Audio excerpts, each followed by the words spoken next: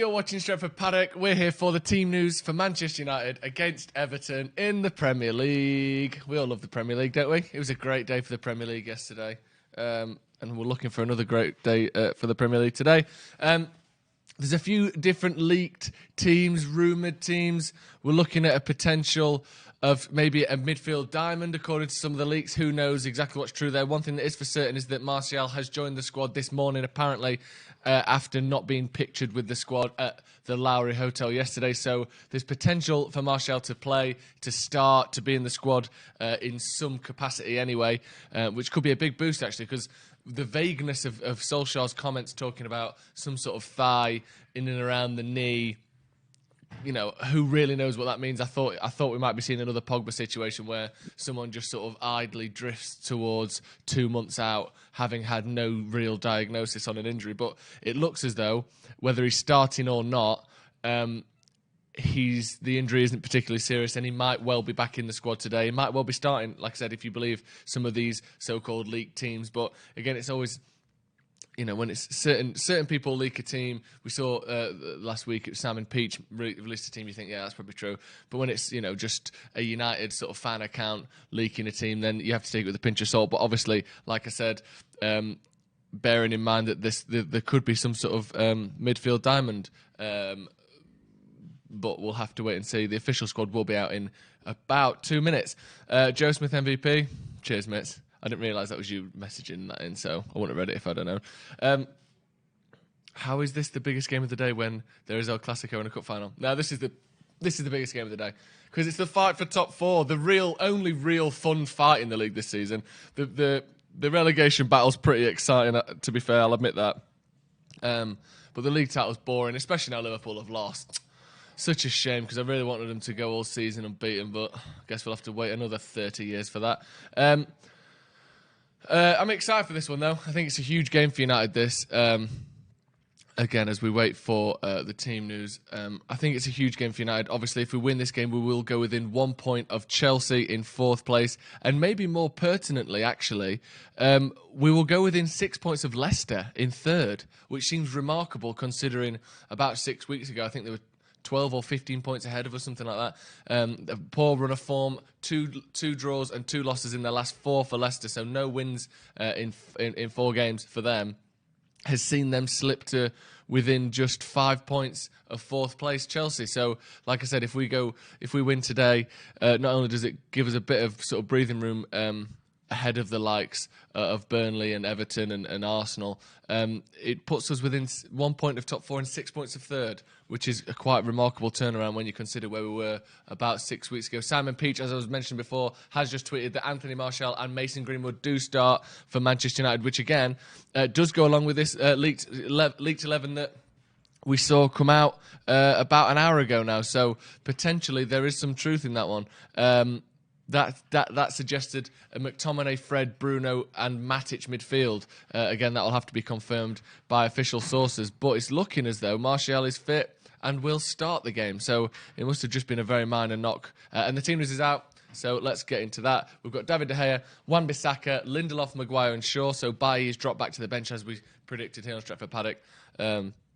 Obviously, he's not played too many games in the last couple of months, so I'm not surprised that he doesn't start 2 games in 4 days. Then a midfield, and it is a midfield for Matic and Fred, with McTominay and Bruno Fernandes in there as well. And then we've got a Greenwood and Martial sort of strike partnership, I would assume. The only way I could see that being slightly different is maybe we'll see Bruno drift to the left with Greenwood on the right, but I would predict it would be a sort of Matic holding Fred and McTominay as a kind of a pair of 8s, and then we've got Fernandes in front of them. Maybe lacking a little bit of width, but hopefully Martial and Greenwood will kind of split out and join the attack down the flanks as well, especially when we're playing balls down the line. We saw some good movement and good passes from McTominay against Bruges, playing the ball out to the flanks. So hopefully we'll be able to see more of that movement. And I think Martial is getting better with his runs. I think Greenwood naturally has good runs in behind. And we've got McTominay who can find those sorts of runs. And certainly, of course, Bruno Fernandes can find those runs as well. So the subs bench, just to round things out, we've got Sergio Romero, Eric Bailly, Brandon Williams, Juan Mata, Jesse Lingard, Andreas Pereira, who are both back in the squad, having missed out against Watford. And we've got Odion Igalo as well, who a lot of people thought would start today, but he is just on the bench there. Let me know what you think to the team. Are you confident with that side? Do you think that is a team that can beat Watford? Obviously, stacking out that midfield a little bit, maybe stifling ourselves somewhat on the attack. But we do have Matic, McTominay and Fred, who are all, relatively sort of compact, and I wouldn't say defensive necessarily for the likes of McTominay, certainly, but defensively able midfielders playing there. And Bruno as well, who, whilst he's so good going forward, his energy and his industry mean that he is a threat. In a defensive capacity as well, which is very exciting. Someone's saying solid team, 4-1-2-1-2 diamond. I'm thinking something like that, yeah. The old FIFA 12 formation there. Everton lineup. Let's get that for you. If producer Cam can bring up the Everton lineup when he gets a minute, that'd be great. We already beat Watford. That's true, and they're the best team in the league. If you're doing it on like a boxing rankings, they beat Liverpool, so they go first. So they're the best team in the league. Here's the Everton lineup then. Thanks for that, Cam. We've got Pickford, Coleman, Keane, Holgate, Baines, Davies, Andre Gomez, Sigurdsson and Walcott. So they've seemed to have a 4-4-2 as well, with Calvert-Lewin and Richarlison up front. It's a good side. I mean, it is a good side. Leighton Baines coming back in the squad, which is quite surprising, considering his age, but he is back in there. But there's obviously Luca Digne seems to be out injured. But it's a good side that Everton have got, and it's going to be a difficult game, especially with their sort of recent upturn in form and in confidence. Yeah, someone's saying Sarr over Sancho. I think it'd be cheaper, but I doubt that. I don't quite think he's got the same potential as Sancho has. Jesse actually played well when he came on against Bruges. Yeah, he got an assist for Fred's goal. Looked relatively dangerous. Harris Baig saying 2-1 United. Let me know your score predictions in the comments. I think that's a really impressive lineup. Solid defensive unit and a solid attacking threat. Finally getting our best team out. Yeah, no Dan James. Actually, Dan James isn't even on the bench, is he? No, Dan James out completely. I wonder if that's a knock or he's just giving him a rest, or maybe he's dropped him. I'm quite surprised about that. I've just noticed that. Yeah, no Dan James in there, which is a little bit surprising, as we said, but maybe we'll get some sort of clarity on exactly where he is in Solskjaer's pre-match interviews. Let's just get into the squad here. Let's see if there's any mention of that at the moment. No mention at the moment. Would have started Eric Bailly instead because of Lindelof, because he's so weak in the air. I just think that we know what Eric Bailly is like. After the Chelsea game, he apparently had some sort of knock or some sort of very minor problem, and then he came back against Bruges. And I just think 2 games in 4 days is probably too much for him, especially when he's only played 2 games since he came back from being out for so long. Keno in the studio, apparently that'll be good if we win and awful if we lose. 6-0, 4-0 in the first half. Jordan very excited there.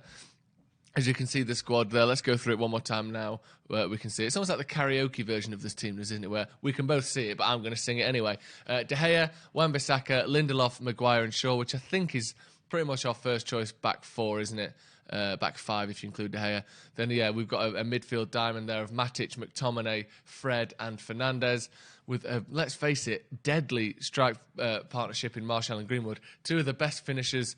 I mean, I wouldn't say they're the best finishers in the league, but certainly in a one-on-one sort of situation, both of those 2 strikers are excellent finishers.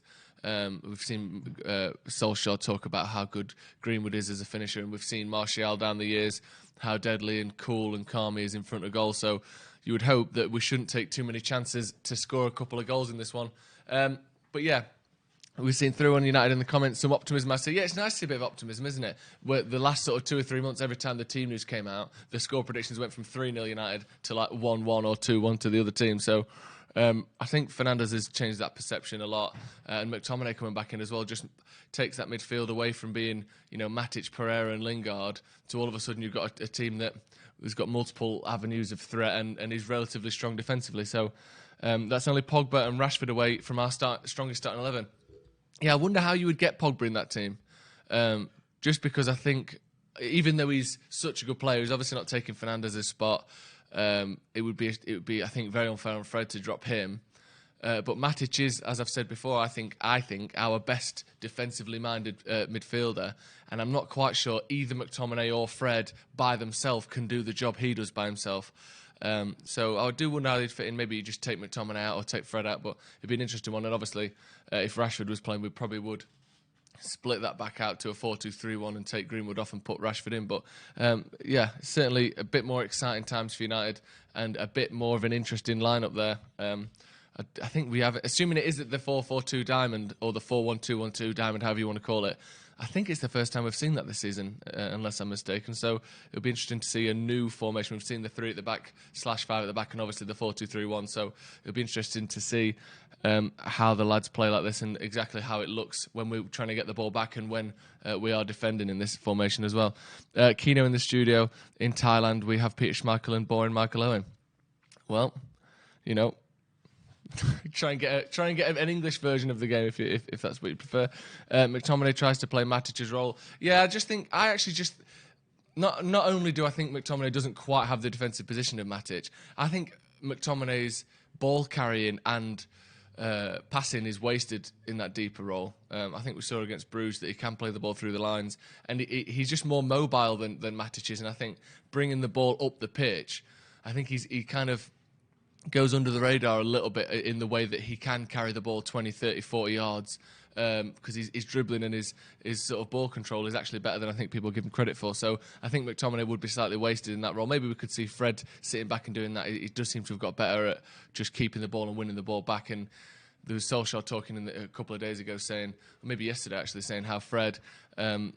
he's got used to a style now where you don't have time to have 2 or 3 touches, you have to have 1 or 2, and you can't stand and put your foot on the ball. So I think some of the times earlier in Fred's career at United where we would see him taking too long on the ball and then rushing passes that would end up being passed, last season we saw it 3 or 4 times where he would just pass the ball to an opposition attacker like 25 yards out. And he does seem to have cut down on that a lot. I think he's just had to speed his game up, especially in that position where you've got a number 10 coming from one side and a striker coming from the other trying to take the ball off you. So he does seem to have sped his game up, and maybe he could be that sort of lone defensive midfielder and take Matic out to put Pogba in. But we'll have to see. Obviously, none of those two playing in Rashford and Pogba today, so it should be an exciting game. Shaw worries me after his last game against Everton. Yeah, I do worry a little bit one-on-one. With Shaw and obviously in the air I don't think he's particularly great, but he has looked better. He has certainly looked better than he was in the last few weeks, so that should be exciting. Is that the actual lineup or predicted lineup? No, that's the actual lineup. That's what we're going with. Smells of a draw. Yeah, I could see a draw. We'll have to see. Fred said his dream position is attacking midfield in this team. I don't think that's going to happen. His shooting isn't good enough, and he's not going to take Fernandez's spot there, I don't think. Anyway, that's going to be all from us for the team news. We'll be back at 1:45 for a watch-along. It's going to be me, it's going to be Stephen Howson, and it's going to be Alex as well. So be sure to tune in for that. Get your score predictions in the comments, and we'll see you in a bit.